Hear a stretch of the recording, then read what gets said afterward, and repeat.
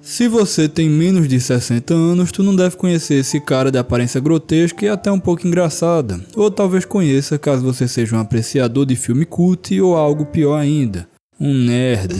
Pois é, pode não parecer à primeira vista, mas esse é o Drácula. Sim, o Conde Drácula, o vampiro bom de desenrolo, que passa o rodo e chupa o sangue nas horas vagas.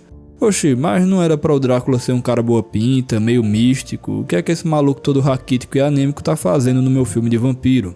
Calma aí, porra. Nosferatu é uma reimaginação do Drácula original que foi escrito por Bram Stoker. A primeira de muitas reimaginações, como vocês já devem saber. Até porque atualmente o vampirão já caiu praticamente em domínio público. E tudo que vira domínio público se expande, dando origem a reimaginações incríveis, mas também a algumas aberrações da natureza. Sim, essa porra que eu tô mostrando agora é um filme slasher do Ursinho Pooh que saiu um ano depois de ele virar domínio público. Inclusive, por muito pouco, Nosferatu não foi completamente extinguido, tá? Uma vez que ele recebeu um processinho bem bacana da esposa do Bram Stoker, que obviamente ganhou porque Nosferatu é claramente uma cópia não autorizada do Drácula. E quase teve todas as suas cópias destruídas.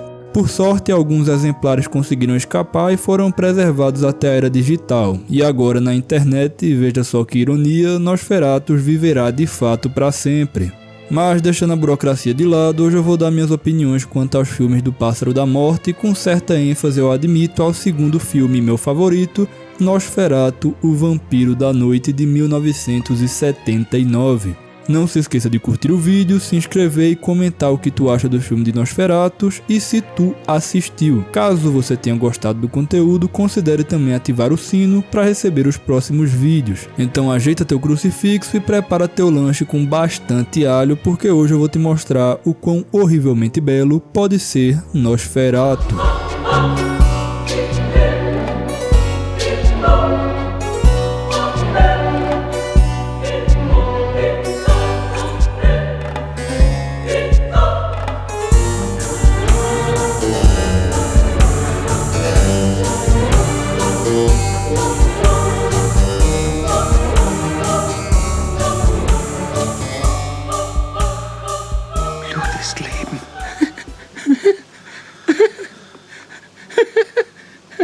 Blut ist Leben.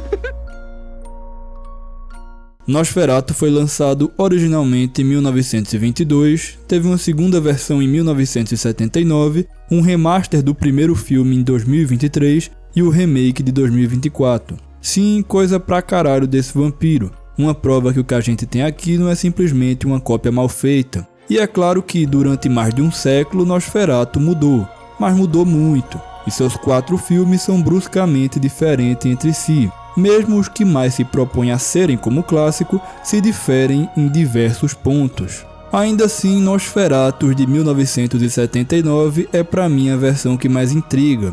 Ela muito altera, expande e pouco se explica, o que por si só não é uma característica ruim, muito pelo contrário, veja, a falta de lógica sempre desvincula, confunde, afasta, mas a falta de um sentido pode e muitas vezes prolifera ideias e emoções em quem assiste um filme. Um dos meus encantos por esse filme é justamente a quantidade de cenas que não se propõem a ter um sentido claro. Elas são quase que um sentimento sendo expressado para você. Fora todos os pequenos detalhes que podem acabar sendo tudo na história, mas também podem ser nada, e você nunca vai saber, porque o filme não explica. Tá meio confuso até agora, né não? Mas calma que já já a gente chega lá. Essa história começa com o badalar de sinos da igreja da cidade de Wisburg, na Alemanha. Hutter e Ellen são os protagonistas, se é que dá pra chamar assim, dessa história. Hutter e Ellen são casados, felizes e sem filhos, mas Hutter quer uma vida melhor, uma vida como a de seu amigo Frederick, que é um homem mais rico e também casado. Já Ellen é uma mulher extremamente sensível e muito bonita, diga-se de passagem. Vale ressaltar aqui que, pra mim, essa Ellen de 1979 é uma das mais bonitas e melancólicas de todas as versões de Nosferatu, interpretada por Isabelle Adjani. E com sensível aqui eu digo em nível de empatia. Ellen sente muito, as percas, as felicidades, o drama, o mal. E isso vai sendo reforçado desde o começo, com Ellen tendo sonhos e sensações sobre um mal maior antes mesmo que nós saibamos do que se trata esse mal. Fora também sua preocupação e seu apreço gigantesco por Hutter, seu marido. Para além disso, há diversos personagens que vão ter seu papel durante a história. Frederick e sua esposa, que cuidam de Ellen enquanto Hutter não está por perto. O doutor local, que trata Ellen e a enxerga como alguém melancólica, ou melhor dizendo, clinicamente histérica, como muito se acreditava na psicologia da época. Inclusive, no filme de 2023, Nosferatu, Sinfonia do Horror, a esposa de Frederick é substituída por sua irmã, que se chama Ruth, e tem toda uma subtrama muito boa com Ellen e Ruth discutindo sobre Hutter, Nosferatu e o dom de Ellen. Aliás, é nessa história que surge um certo indício de que talvez a própria Ruth e Ellen sejam lésbicas no armário, elemento esse que foi reaproveitado sutilmente no remake de 2024. Só um último adendo aqui antes de começar a trajetória de fato, é que Hutter, Ellen, Frederick e os demais nomes vão se alterando conforme os filmes. Eu escolhi alguns certos aqui pra ficar chamando cada um, mas se você for assistir os filmes você vai ver que é uma bagunça da porra, todo filme dá uma mudada. A história de fato começa quando Hutter é convocado por seu chefe, Knock, que comanda uma empresa imobiliária, um sujeito bastante estranho inclusive que se acaba de rir em períodos de tempo irritantemente curtos, mas que paga muito bem seus funcionários. O assunto era sobre a proposta de um conde dos Cárpatos que estava interessado em comprar uma casa na região de Wisburg. Contudo, o conde chamado de Orlok não viria a assinar a papelada. Seria Hutter quem iria levar os papéis até seu castelo nas Transilvânias. Bastante folgado, eu diria, mas Knock já adiantou que todo o suor e sangue que Hutter derramaria naquela jornada seria muito bem pagos pelo conde Orlok. Nem uma hora depois, Hutter tem que partir ainda naquele dia, e assim o faz. Ellen o avisa desde a primeira vez que o viu sobre aquela viagem, não vá, essa viagem terá um fim terrível. Mas Hutter nunca foi supersticioso, não deixaria a oportunidade passar só por superstição. Ainda assim, fica claro que Hutter se sente muito mal por deixar Ellen, e antes de partir os dois caminham pela praia antes que ele se vá. Uma cena que eu acho muito bonita, onde a gente vê Hutter, alguém muito cético, ao lado da sua amada Ellen, alguém extremamente supersticiosa, juntos, mesmo em discordância, para um adeus amargo. Já nesse início a gente tem uma série de diferenças entre os filmes. Por exemplo, o Hutter em alguns filmes parece muito mais interessado em ficar rico com aquela viagem do que de fato em melhorar a sua vida com Ellen, tendo chegado até mesmo a meter um chifre nela durante a viagem no filme lá de 2023. Mas pra mim o final desse filme não tem metade do peso que tem se Hutter não fizesse tudo o que faz por Ellen. Inclusive muito da força da narrativa de Nosferatu vem desse vínculo de amor mútuo, onde Hutter precisa de Ellen e Ellen precisa de Hutter. Inclusive o Knock é uma figura definitivamente esquisita em todos os filmes até onde eu me lembre, então a gente já suspeita que o Hutter tá pisando em ovo desde que ele é convocado por esse cara. Apesar disso, a figura do Knock é ainda assim misteriosa em partes. Ele é um servo de Nosferatu, infiltrado na sociedade e não demora para ser preso logo depois que Hutter sai em viagem. Fica então o questionamento que talvez Nosferatu seja mais influente e tenha mais aliados do que transparece. Agora vamos falar de uma das minhas partes favoritas desse filme. A viagem de Hutter é um dos melhores, se não o melhor segmento cinematográfico desse filme, sem mais nem menos. Na moral, as gravações do Hutter passando pelos montes dos Cárpatos até o castelo do Conde Orlok são espetaculares, principalmente quando ele está próximo ao castelo e começa a escurecer. Os enquadramentos dessa parte são tão bons que explicam sem usar palavras como Hutter é pequeno, solitário e como aquela viagem realmente parece ter sido um erro. Antes de ter que chegar naquele ponto, Hutter já havia passado por uma estalagem de ciganos. Lá ele foi muito mais que avisado que ir até o castelo do Conde Orlok vai dar merda. Ele até recebe um livro extremamente importante para a história que nos explica melhor o que é aquele que causa tanto medo. Nosferatu, uma criatura da noite que se alimenta do sangue de homens no cair da noite.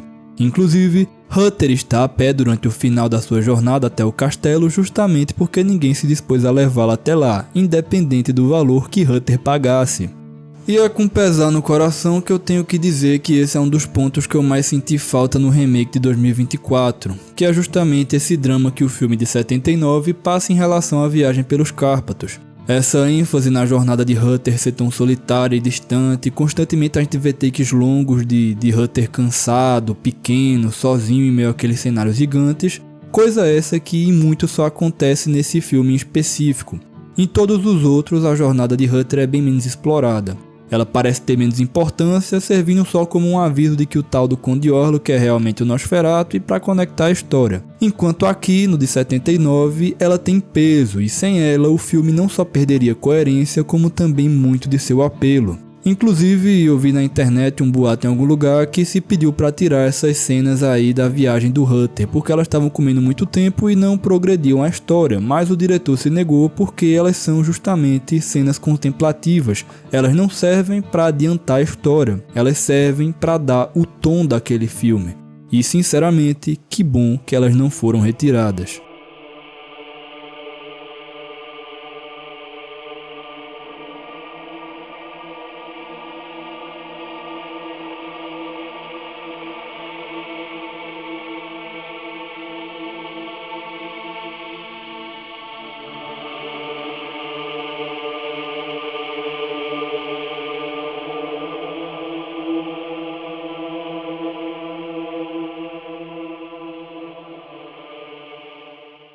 Na verdade, pegando de embalo já as diferenças do remake de 2024, que é a adaptação mais recente, cabe dizer como muito se perdeu da atmosfera clássica, coisa essa que pra mim foi o ponto mais baixo do remake de 2024. Não me entenda mal, o remake é legal, a base da história tá lá, mas a alma da coisa foi tão alterada que sinceramente parece tentar mais ser um grande blockbuster de terror do que Nosferatu. As cenas são bem mais curtas e rápidas do que a de um filme de 79 e ainda assim tudo parece mais maçante e lento.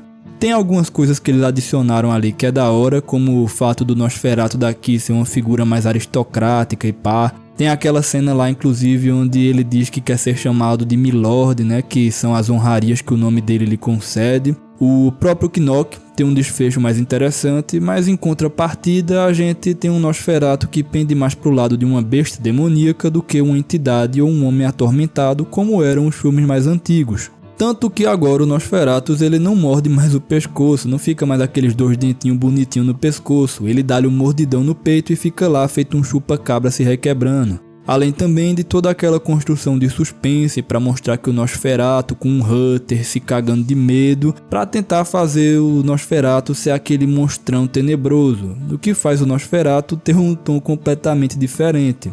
Portanto, agora o filme passa de uma jornada cheia de elementos góticos e contemplativos, que, bom, na verdade os elementos góticos ainda estão no filme recente, para um filme normal de suspense e terror.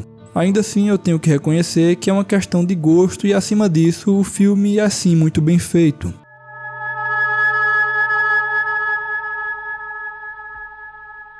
Mas enfim, Ruther finalmente chega ao castelo e se encontra com Nosferatu, que é o Conde Orlok, mas eu vou chamar de Nosferatu porque, porra, tu já deve ter imaginado isso nessa altura. Nosferatu reclama que ele chegou muito tarde, mas ainda assim é recebido com um banquete que já está servido. E é nessa cena do banquete que o Nosferatu de Klaus Kinski brilha e se difere de todos os outros. Nosferatu aqui é especialmente desconfortante. Acima até mesmo da aparência grotesca, a forma com a qual ele conversa, o olhar dele que está sempre encarando o Ruther de uma forma esquisita, tudo passa aquela sensação de estar conversando com alguém meio estranho, que está na maldade. E não por acaso o Nosferatu é uma figura muito comparada a um abusador. Inclusive, nesse filme, o Nosferatu assume uma postura extremamente agressiva quando o jantar desanda e as formalidades ficam de lado a ponto do vampiro começar a derrubar cadeira, empurrar a mesa e os caralho. Coisa essa que é bem mais contida nos outros filmes. Nosferatu lá parece se tratar bem mais de uma entidade, quase que como a própria morte de fato. Até talvez indiferentes em parte. Já que o vampiro parece muito mais uma criatura atormentada e medonha do que a personificação da morte em si. Bom, exceto pelo filme de 2024, que o Nosferatu também é bastante agressivo, diga-se de passagem, mas ele não precisa se mostrar muito, já que o Ruther já tá cagado de medo desde cedo. Não por acaso, o Nosferatu é uma figura tão ligada aos ratos e à peste, diferente do seu irmão não oficial, o Drácula, que voa como morcego, tem boa aparência, se transforma, é bom de conversa. Nosferatu é o completo oposto. Ele é feio, ele não tem trato social nenhum e ele se rasteja pelas sombras, não como um morcego, mas sim como um rato. Apesar de que esse é o único filme onde o Nosferatu acaba sendo meio associado a morcegos. Mas enfim, a figura do Nosferatu em si sempre está mais condizente com ratos do que com morcego. Tanto é que muito do horror de Nosferatu vem do asco e da repulsa por essa figura. Veja, o Nosferatu não é uma figura que assusta por ser perigosa ou porque qualquer momento ele pode dar um susto e pular na tela. Ele assusta justamente porque ele é desconfortável, nojento. E, sinceramente, melhor do que eu ficar aqui por minutos e mais minutos falando sobre o estilo do horror de Nosferatu, é melhor você ver essa cena que, pra mim, sintetiza muito bem o terror desse filme.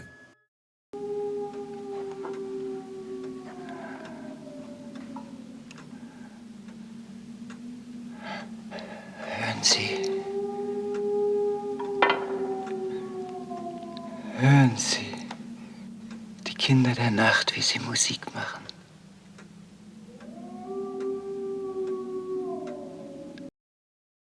Ainda nesse castelo, o Hutter vai ser mordido por Nosferatu, mesmo que ele não reconheça isso à primeira instância.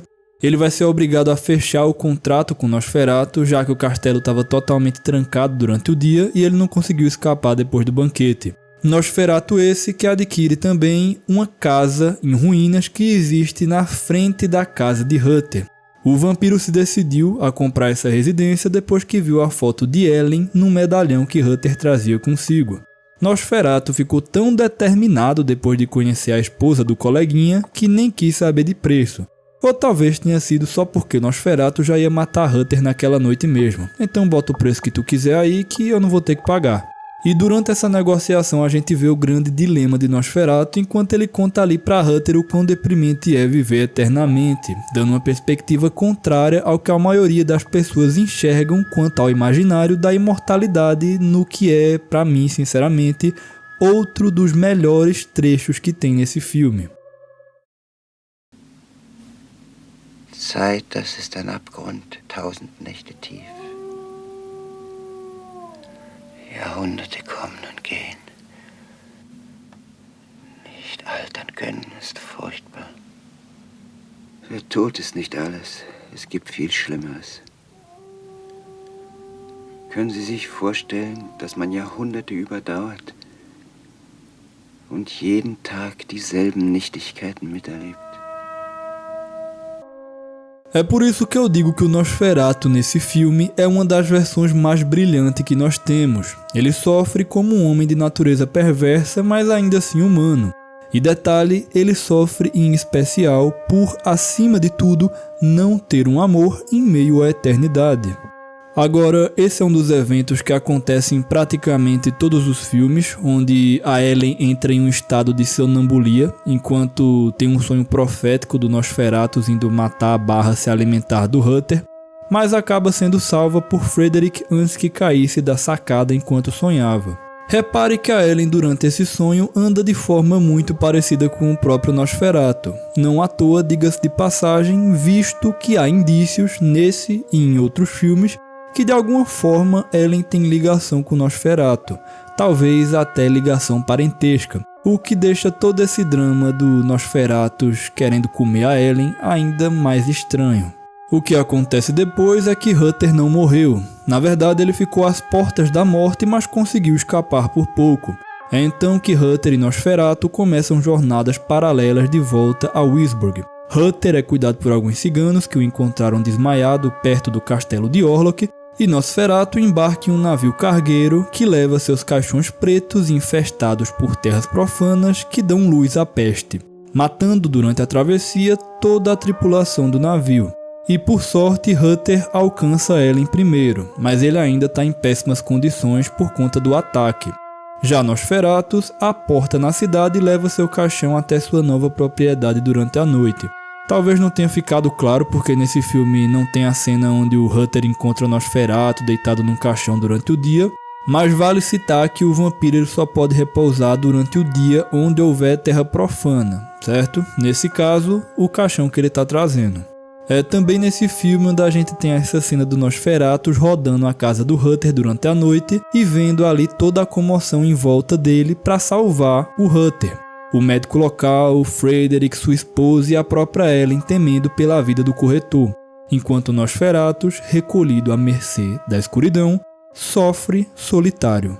Naquela mesma noite, Nosferatu invade o quarto de Ellen enquanto ela estava escovando os cabelos. Seu marido, Hutter no caso, já não estava mais reconhecendo ela e estava com a saúde frágil por conta do ataque de Nosferatu. É então que o vampiro vê nessa oportunidade única a chance de persuadir Ellen para conseguir o que ele mais queria. Nessa cena que, sinceramente, só se entende vendo.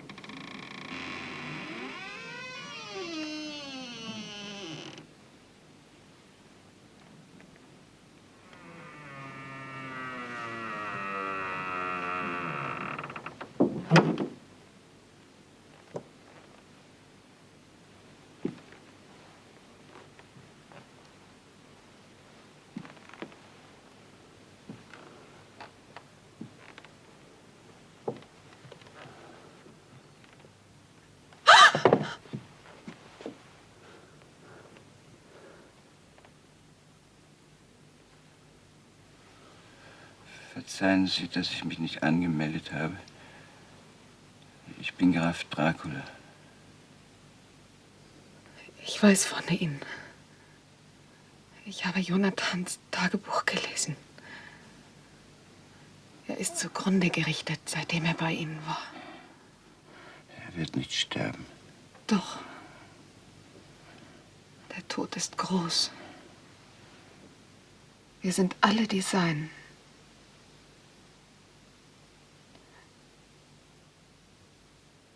Die Flüsse fließen alle ohne uns. Die Zeit verrinnt. Und sehen Sie hinaus. Die Sterne treiben uns verwirrt entgegen.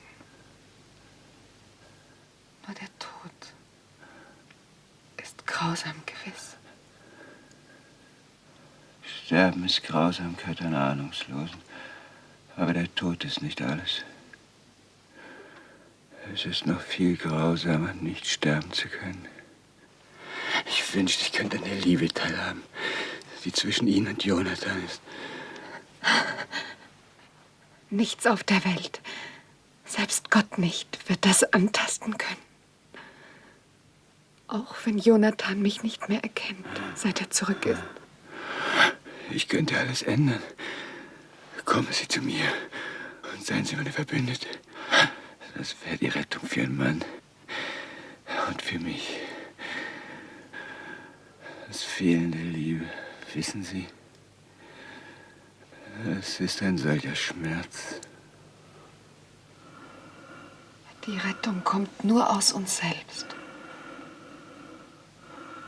Und seien Sie sicher, ich schrecke nicht davor zurück, selbst das Unwahrscheinlichste zu denken.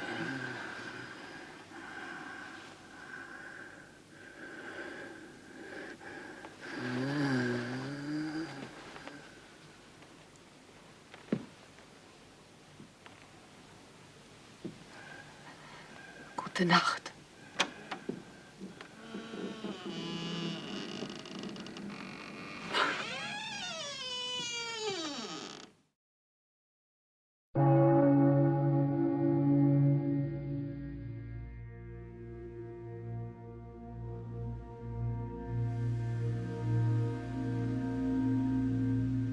A peste negra se dissemina sem precedentes. Nosferatu, agora mais do que nunca, está determinado a conseguir o amor de Ellen para preencher sua vida vazia. As ruas se enchem de caixões, os amigos do casal começam a morrer pouco a pouco, enquanto Ellen entende que o motivo da peste é o próprio Nosferatu. mas ninguém nela acredita, então é sozinha que ela terá que resolver a situação. Ela caminha, vestida de preto, quase como Nosferatu por entre os enlouquecidos pela praga, aqueles que frente à morte resolveram dançar e celebrar a vida sem limites antes do inevitável fim. Ellen vê aquilo com tristeza, pois a morte lhe é cruel.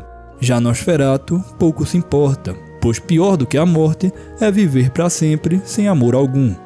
Ellen nesse filme é especialmente proativa, mesmo sozinha e desacreditada por todos, ela não só renega Nosferatus, como ativamente luta contra o vampiro. Ela invade sua mansão para enfraquecê-lo, estuda sobre como matá-lo e o faz em sacrifício, sem apoio de seu marido, que já está sob as posses de Nosferatu, e com um médico ainda relutante em ajudá-la.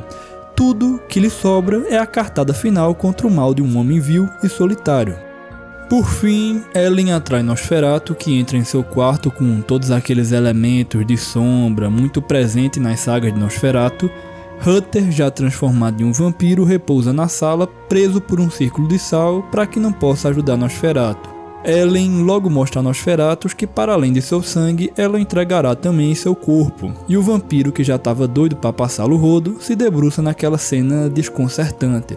Aqui, mais do que nunca, a alusão ao abuso é muito pesada, uma vez que Ellen não tem durante esse filme o mínimo de afeição por Nosferatu, o que em certos filmes, como o de 2023, é mais confuso e complexo, com Ellen citando que certas vezes deseja que o mal a deixe em paz, mas certas vezes deseja que o mal recaia sobre ela. O dia então finalmente amanhece. Nosferatu iria sair dali antes que o primeiro galo cantasse, pois do contrário iria morrer pela luz do sol. Mas Ellen o segura para que fique um pouco mais, e o vampiro cede, morrendo por esquecer do raiar do sol, morrendo por sua carência.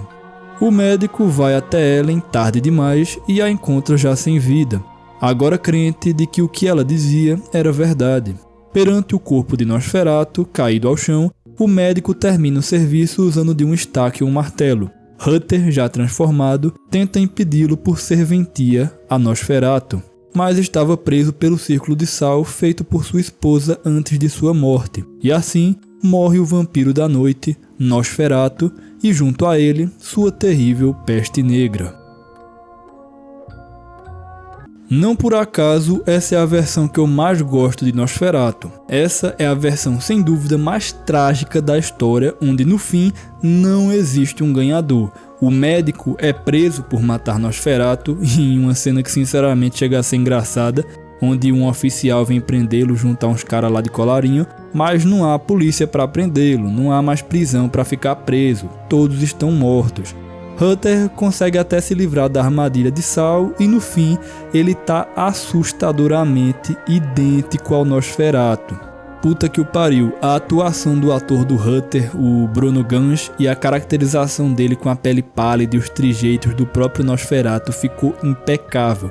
E é unicamente nesse filme que temos o melhor e mais controverso final, onde o Hutter vira o próximo Nosferatu, esquecendo seu amor por Ellen e voltando aos Cárpatos, onde continuará o legado do Pássaro da Morte. Lembra o que eu disse quanto à falta de uma explicação poder proliferar ideias? Pois bem, aqui é o exemplo perfeito. O final de Nosferatu de 79 nunca foi replicado em nenhuma versão posterior. Isso em muito porque esse final implica que há história pela frente, seja pela maldição de Nosferatu, que nunca terá fim, ou pelas outras inúmeras possibilidades que esse final abre. Mas o clássico de Nosferatu acaba com a morte do vampiro e todo o mal que esse representa. Essa é a maneira mais segura de fazer um filme de Nosferatu, bem explicado e dentro das expectativas que não vão conturbar o tão aclamado clássico. Mas esse filme mirou mais em cima, e o resultado é uma obra-prima, ironicamente, irreplicável. Que Nosferatu é sobre um vampiro querendo marretar a esposa do coleguinha, você já deve estar sabendo. Mas sabe o que não faz mal de marretar? O botão de inscrição, de curtir e de comentar. Porra, pior que rimou. Então larga aí tuas opiniões e já se inscreve para acompanhar os próximos. No mais é isso e tamo junto.